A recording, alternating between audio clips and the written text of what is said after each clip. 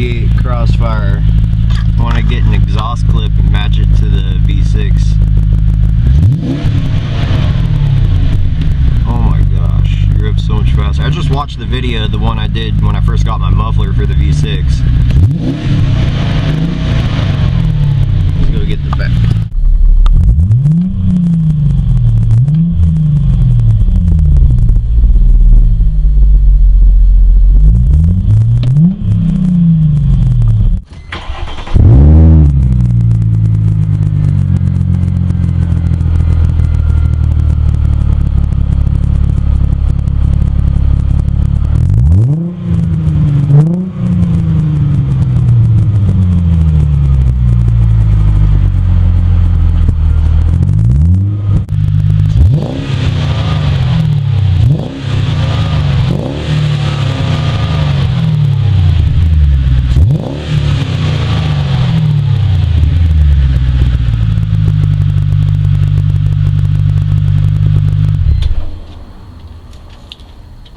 That's about it.